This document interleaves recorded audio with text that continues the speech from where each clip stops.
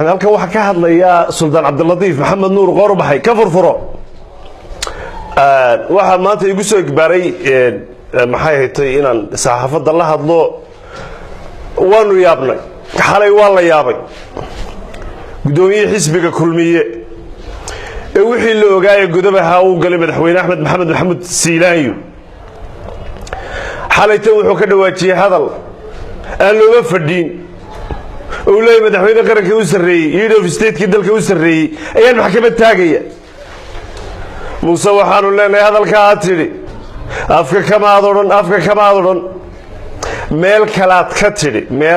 كتري إن بدن بالغو كولي والله قاعدة دقي وأحمد سيلاي وقدو بفر بدن كوغلي مدن مدحويني dadkaagi iyo qori xaraalihi Soomaaliland ay lahayd iyo siyaasi iyo rugcadaagi qortadka wada goysay kii aad uga goysay saaka wuxuu ku leeyahay maxkamadda ayaan ku taagaya adigoo ah hogaamiyihii dalka ugu sareeyay iyo taliyihii guud ee ciidamada waxaanu leenahay nama qabato arrinkaasi nama qabto hadaa ka gilgilan weydeen حكومة هان يا كابينة هان يا سومالان هان بينهان بانوجا جيلانينا ما أخبر إنه منير إنه مصبيحي هذا الكومنت تاجي وحوي لا شيء دي قال ما الله ينجير الله يسي مركو أركي سياسة ديسي إنه يفشل نقطي أو محيا هيتوي لقى قول يسريه أو أركي حالة ديسي إنه ما أنت أيسو قاعد يقرقر حق أنه يرسينه يهاي يسقي يحس بقيسي بقى أيوة ما أنت وحكون واقعين يا مدحوين دلك وسري وحنسو تاجي يا محكمة وحن لنا unless improvement دنبي خوف كستوى بلا دنبي إلا دنبي كو عضاضو أحمد سيلاي وإنوسنتي بلا دنبي وي دنبي كليها وقال وحي هاي قربيال كوكو قربيالي حق دردي أكو قادتي قدومي نمدي حسبك إيا مشرحي حسبك إبنتها هايات قادتي مدحوينها سوماليلاند waxaanu u jeedinaynaa oo aanu